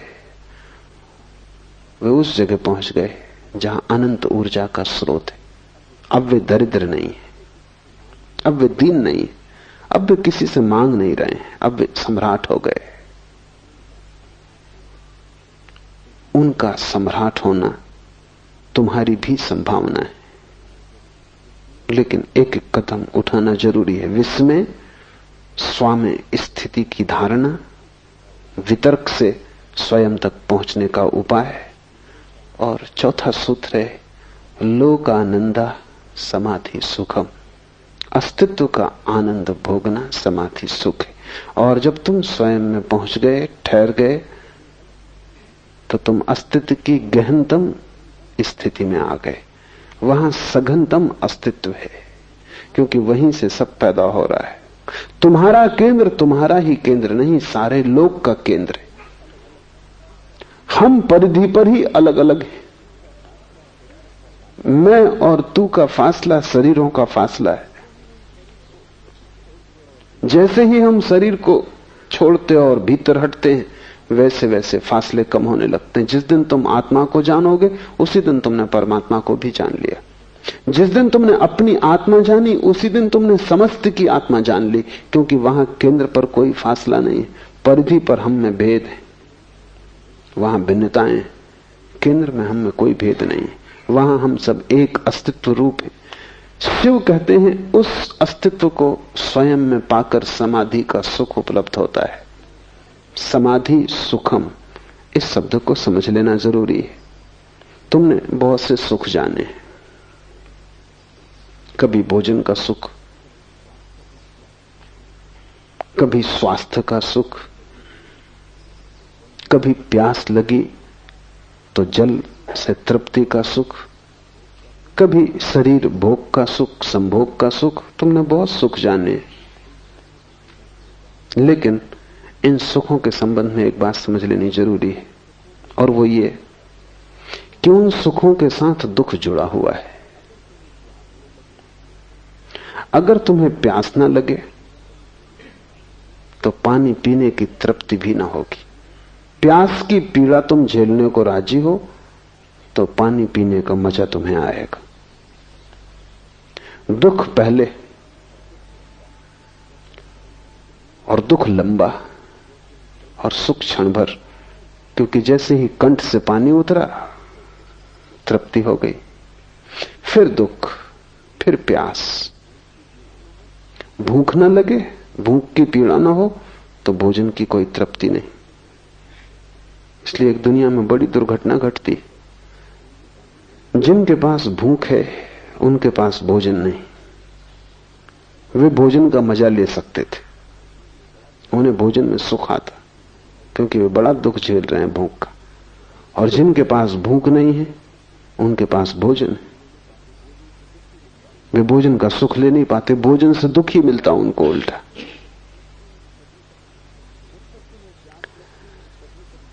जब तक तुम्हें प्यास लगती है तभी तक तुम्हें पानी की तृप्ति है, लेकिन तुम ऐसा जीवन जी सकते हो जिसमें प्यास ना लगे। धूप में मत जाओ, श्रम मत करो, आराम से घर में रहो, प्यास ना लगेगी। तब तुम सोचते हो कि अब खूब मजे से पानी पियो और सुख भोगो, तो तुम पाओगे अब पानी पीने में कोई सुख नहीं। जिस आदमी ने दिन भर श्रम किया है उसे ही रात सोने का सुख मिलेगा। अभी बड़ी कठिन बात हो गई। अगर रात सोने का सुख चाहिए तो दिन मजदूर जैसी जिंदगी चाहिए। कठिनाई यह है कि दिन तो तुम चाहते हो एक अमीर सम्राट जैसा, और रात की नींद भी मजदूर जैसी। ये नहीं हो सकता। बाहर के जगत में सुख और दुख जुड़े हैं, इसलिए जिस दिन तुम्हारे पास महल आ जाएगा उसी दिन नींद खो जाएगी। जिस दिन तुम सैया का इंतजाम कर लोगे सुखद, उसी दिन तुम पाओगे करबड़ बदलने के सिवा और कोई उपाय नहीं। और देखो मजदूर को, वो सो रहा है वृक्ष के नीचे, कंकड़ पत्थरों का भी उसे पता नहीं, मच्छर भी काट रहे हैं उसका भी उन्हें कुछ पता नहीं, गर्मी है पसीना बह रहा उसका भी उसे कुछ पता नहीं। ये सब गौण है। उसने दिन भर इतनी पीड़ा झेल ली है कि रात का सुख अर्जित कर लिया।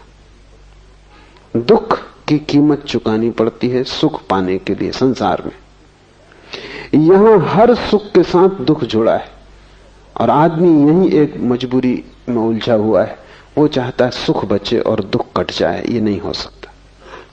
यही हमने हजारों साल से कोशिश की कि दुख कट जाए और सुख बच जाए। हम जो कर रहे हैं कोशिश, वो संभव नहीं हो पाती। निश्चित दुख कट जाता है, लेकिन उतना ही सुख कट जाता है। दुख हम चाहते नहीं, सुख हम चाहते हैं, इसलिए बड़ी झंझट है। समाधि सुख का क्या अर्थ है जिसके साथ दुख बिल्कुल नहीं। समाधि सुख किसी प्यास की तृप्ति नहीं। समाधि सुख किसी भूख में लिया गया भोजन नहीं। समाधि सुख श्रम करके रात में ली गई निद्रा का सुख नहीं है। समाधि सुख के साथ दुख का कोई भी संबंध नहीं है। वही अंतर है सांसारिक सुख और आध्यात्मिक सुख में। समाधि सुख सिर्फ होने का सुख है, उसके साथ कोई त्रसा, कोई तृष्णा, कोई दुख नहीं जुड़ा है। वो सिर्फ होने का आनंद है। इसलिए शिव कह रहे हैं लोकानंदा, अस्तित्व का आनंद है। तुम हो, बस इतनी ही बात आनंदपूर्ण है। इसमें कोई त्रसा और पीड़ा और इस सब का कोई संबंध नहीं। फिर ध्यान रहे कि आत्मा की न तो कोई प्यास है न कोई भूख है। इसलिए वहां कोई भूख और प्यास और उनकी तृप्ति से होने वाला सुख तो हो नहीं सकता। सारी भूख प्यास शरीर की है, इसलिए शरीर के सुख दुख से जुड़े ही रहेंगे।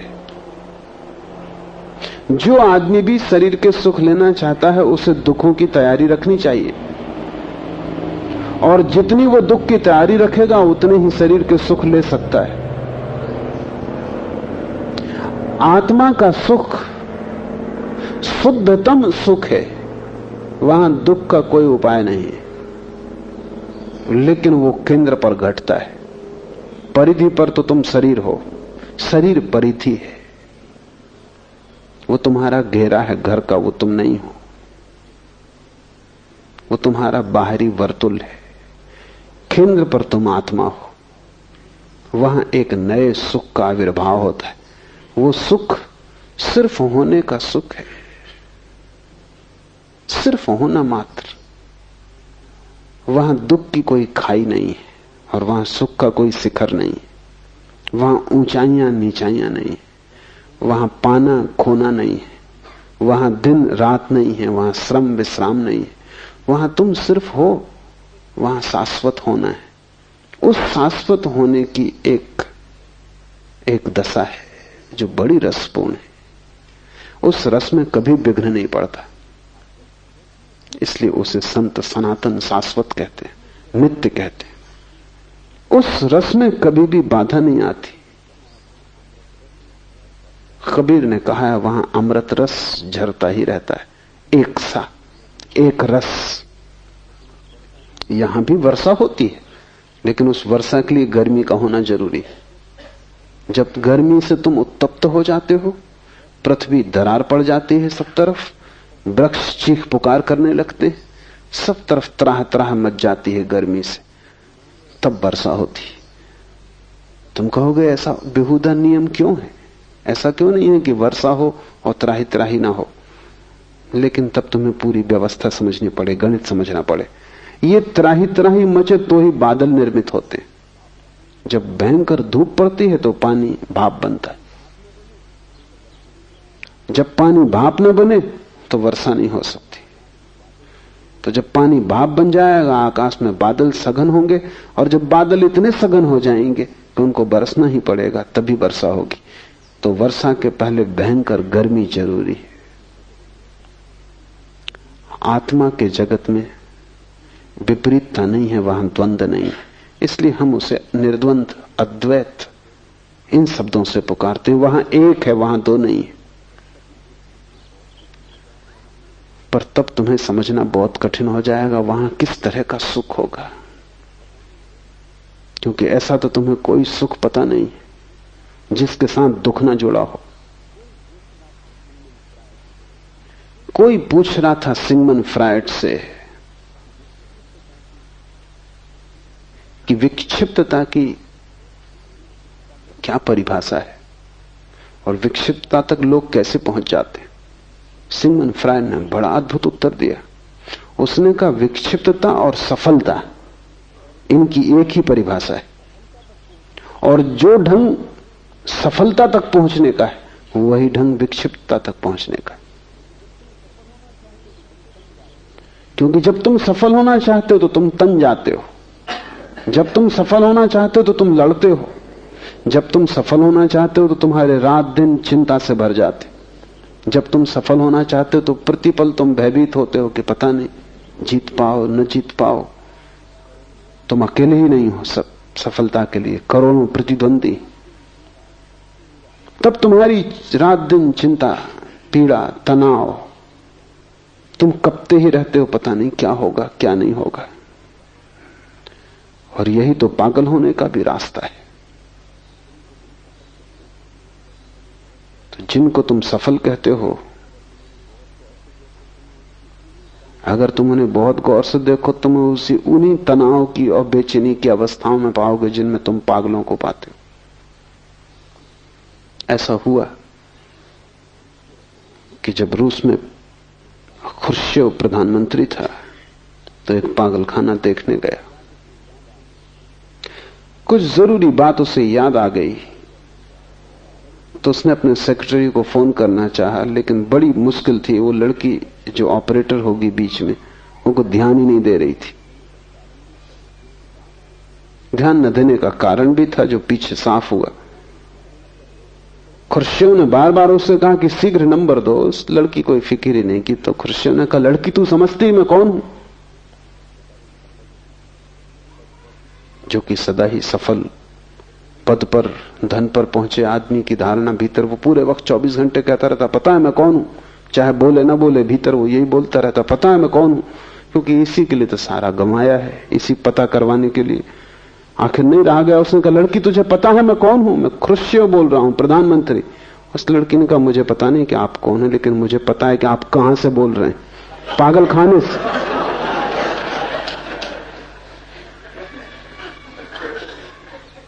लेकिन सभी प्रधानमंत्री वहीं से बोल रहे हैं,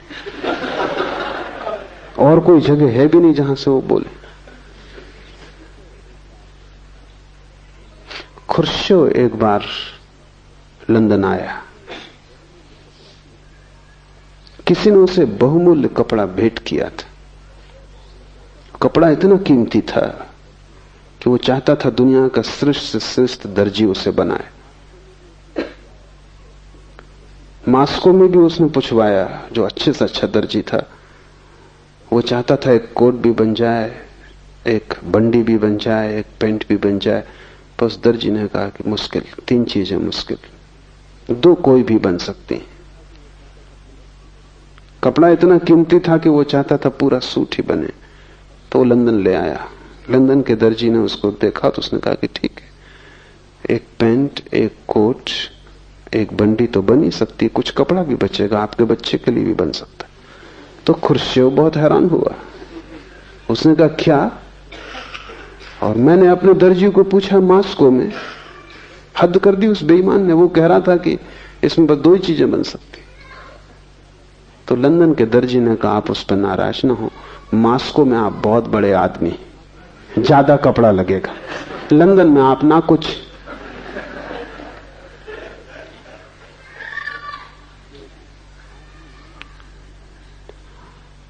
आदमी पूरे जीवन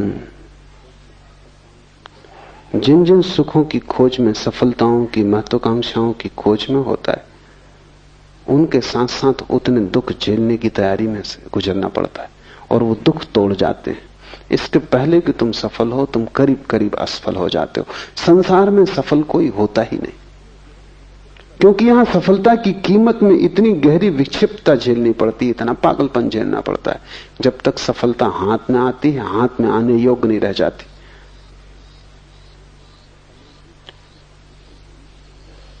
समाधि का सुख बिल्कुल भिन्न है। वहां मूल्य तुम्हें चुकाना नहीं, क्योंकि जो तुम पाने चले हो वो अभी मौजूद है इसी वक्त। वो कोई भविष्य नहीं है कि जिसके लिए तुम्हें यात्रा करनी पड़े, चलना पड़े, मेहनत करनी पड़े। वो अभी मौजूद है, इसी वक्त मौजूद है। वो तुम्हें मिला ही हुआ है, वो तुम्हारी स्वभाव सिद्ध संपदा है, और उसकी कीमत में कोई दुख नहीं है। लेकिन तब उसका स्वाद कैसा होगा? तुमने जो भी सुख जाने हैं उनमें से किसी से भी उसके स्वाद का पता नहीं चल सकता, क्योंकि उन सब में दुख मिश्रित है। तुमने जो जो अमृत जाना है, चखा है, उस सब में जहर पड़ा हुआ है। क्योंकि शरीर के साथ ही ये होगा ही। शरीर में जन्म और मृत्यु दोनों जुड़ी हैं, अमृत और जहर दोनों पड़े हैं। शरीर से तुम जो भी सुख जानोगे उसमें दुख रहेगा ही। लेकिन आत्मा सिर्फ अमृत है, उसकी कोई मृत्यु नहीं, वो शाश्वत है, वहां विपरीत नहीं है, वो सिर्फ जीवन है, शुद्ध जीवन है। इसलिए तुमने जो भी सुख चखे हैं उनकी तिक्तता, उनका कड़वाहट छोड़ दो, उनकी तिक्तता को बिल्कुल हटा दो, तो तुम कल्पना शायद थोड़ी सी कर पाओ। तुमने जो भी सुख जाने उन सब में से उनका विपरीत जो दुख का हिस्सा है वो अलग कर दो, तो थोड़ी सी तुम्हें झलक कल्पना में आ सकती है, लेकिन वो झलक भी पक्की खबर ना देगी, क्योंकि परिधि पर सिर्फ झलकें मिलती हैं। क्योंकि तुम कितना ही सोचो, जो तुमने नहीं चखा है उसके तुम प्रत्यय और धारणा ना बना सकोगे, चलना ही पड़ेगा। ये सूत्र बड़े कीमती हैं। विस्मय से भरो, मुड़ो स्वा की ओर, स्वयं में ठहरो ताकि महा ऊर्जा तुम्हें उपलब्ध हो जाए, जीवन तुम्हारा हो परम जीवन। विवेक से आत्मज्ञान को उपलब्ध हो जाओ, जागृति से, परम जागृति से निद्रा को तोड़कर, और अस्तित्व का आनंद भोग सकोगे, तब तुम समाधि सुख तुम्हारा है। समाधि सुख के संबंध में कुछ बातें और। एक, जीवन में जो भी सुख तुम भोगते हो वो बहुत सी बातों पर निर्भर करेगा। तुम्हारी योग्यता, अयोग्यता, शिक्षा, अशिक्षा, शक्ति, सामर्थ्य, परिवार, संबंध, सब पे निर्भर करेगा। तुम अकेले नहीं हो वहां। अगर गरीब घर में पैदा हुए हो तो उसी सुख को पाने में तुम्हें जीवन भर गंवाना पड़ेगा। अमीर घर में पैदा हुए हो, जल्दी पहुंच जाओगे। अगर बुद्धिमान हो, चालाक हो, होशियार हो गणित में, तो जल्दी पहुंच जाओगे। अगर बुद्धू हो, काफी भटकोगे, पहुंच जाओ, संदिग्ध है। शरीर रुग्ण है, मुश्किल पड़ेगा। शरीर स्वस्थ है, जल्दी पहुंच जाओगे। संयोगिक है, हजार बातों पर निर्भर है। लेकिन समाधि सुख किसी बात पर निर्भर नहीं है, अनकंडीशनल है, बेशर्त है। न तुम्हारी बुद्धि पर, न तुम्हारे शरीर पर, न तुम्हारी योग्यता अयोग्यता पर, न तुम्हारी शिक्षा परिवार पर, सुंदर कुरूप, स्त्री पुरुष, किसी बात पर निर्भर नहीं। शूद्र ब्राह्मण, हिंदू मुसलमान, किसी बात पर निर्भर नहीं। जवान वृद्ध, कुछ किसी बात पर निर्भर नहीं। बेशर्त सुख है, क्योंकि वो तुम्हारी संपदा है, वो तुम्हारे पास है ही, तुम उसे लेकर ही पैदा हुए हो। तुमने उस तरफ ध्यान नहीं दिया, बस इतनी ही बात है। तुमने विस्मरण किया है, तुमने खोया नहीं है। सिर्फ आंख लौटाओ, मुड़ो पीछे की तरफ और अपने को देख लो। तो ऐसा कुछ नहीं कि बुद्धिमान ज्यादा समाधि सुख पा लेंगे, बुद्धू वंचित रह जाएंगे, ऐसा कुछ भी नहीं। बेपढ़े लिखे भी वहां पहुंच जाते हैं, कबीर भी वहां पहुंच जाता है, निपट गंवार बुद्ध भी वहां पहुंचते हैं। और जब दोनों पहुंच जाते हैं तो जरा भी फर्क नहीं है। समाधि सुख जीवन का स्वरूप है।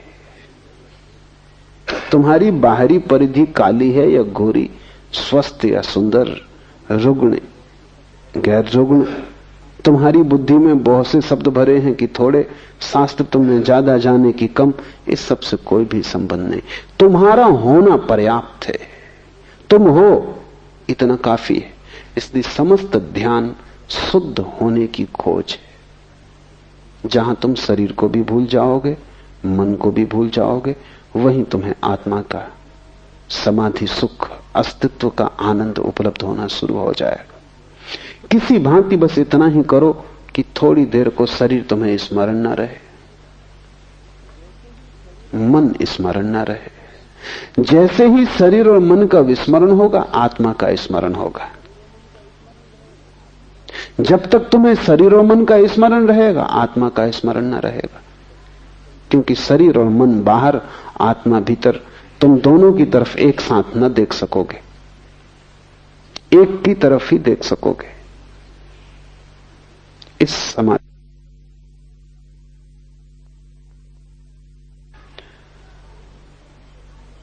पहली गर्दन का मोड़ना ही सारा श्रम लेता है।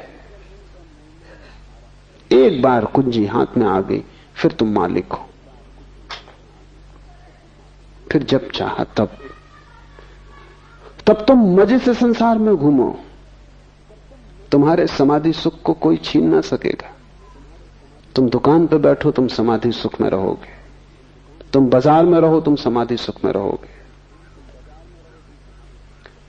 एक बात घटना शुरू होगी कि जो तुम्हारी बाहर सुखों की बड़ी दौड़ है वो अपने आप छीन होती जाएगी, क्योंकि जब महान सुख हाथ में आ जाए तो क्षुद्र सुखों की चिंता कौन करता है। जब हीरे जवाहरात हाथ में आ जाएं तो कंकड़ पत्थर आदमी अपने आप फेंक देता है, उन्हें फिर त्यागना नहीं पड़ता। इसलिए मैं निरंतर कहता हूं, ज्ञानी कभी कुछ त्यागता नहीं। जो व्यर्थ है वो छूट जाता है। अज्ञानी त्यागते, क्योंकि त्याग उन्हें कष्टपूर्ण है, उन्हें सार्थक का तो कोई पता नहीं, और व्यर्थ को छोड़ने की कोशिश करते हैं। मन पकड़ता है, क्योंकि मन कहता है अभी इसको छोड़ दे रहे हो जो हाथ में, और जो हाथ में नहीं हो उसका क्या भरोसा है, वो है भी या नहीं ये भी संदिग्ध है। तो मैं तुमसे कुछ भी त्यागने को नहीं कहता, मैं तुमसे सिर्फ उसका स्वाद लेने को कहता हूं। वो स्वाद तुम्हारे जीवन में महात्याग हो जाएगा। उस स्वाद के बाद तुम्हें दिखाई खुद ही पड़ जाएगा क्या व्यर्थ है, और जो व्यर्थ है उसे कोई भी नहीं पकड़ता, उसे तो लोग अपने आप ही छोड़ने लगते हैं। सुना है मैंने, बंगाल में एक संत हुए युक्तेश्वर गिरी, एक धनी समृद्ध व्यक्ति उनके पास आया और कहने लगा आप महात्यागी हैं। गिरी खिलखिला के हंसने लगे और उन्होंने अपने शिष्यों से कहा कि देखो ये खुद आदमी महात्यागी है और मुझको महात्यागी कहता, तू मुझको मत फंसा। वो आदमी चौंका, उसने तो प्रशंसा में कहा था। शिष्य भी चौंके, क्योंकि गिरी त्यागी थे, इसमें कोई संदेह ही ना था। शिष्यों ने कहा हम समझे नहीं, वो आदमी ठीक ही कहता है। गिरी ने कहा ऐसे समझो कि हीरा पड़ा है और पत्थर पड़ा है, ये आदमी पत्थर पकड़े, मैं हीरा पकड़े हूं, और ये मुझको त्यागी कहता। कौन त्यागी है? महावीर त्यागी है कि तुम? बुद्ध त्यागी है कि तुम?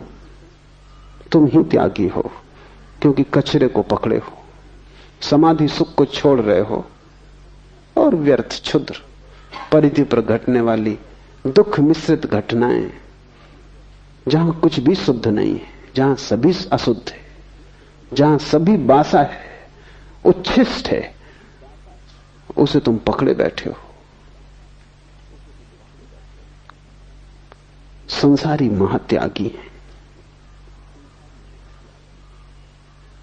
लेकिन संसारी सन्यासियों को त्यागी समझते, उनको लगते हैं सन्यासी त्यागी। सच में तो वो दया करते हैं कि बेचारे सब छूट गए, सब छोड़ दिया, कुछ भोगा नहीं। सम्मान भी करते हैं, भीतर गहरे मन में दया भी करते हैं कि ना समझ, बिना भोगे सब छोड़ दिया। कुछ तो भोग लेते, उन्हें पता ही नहीं कि वो किससे कह रहे हैं। सन्यासी को महाभोग उपलब्ध हुआ है, अस्तित्व ने उसे महाभोग में आमंत्रित कर लिया है। तुमसे मैं छोड़ने को नहीं कहता, तुमसे मैं जानने को कहता हूं, स्वाद लेने को कहता हूं। वही स्वाद तुम्हारे जीवन में धीरे धीरे जो व्यर्थ है उसका कटना हो जाएगा। व्यर्थ छूट ही जाता है, उसे छोड़ना नहीं पड़ता है। आज इतना ही।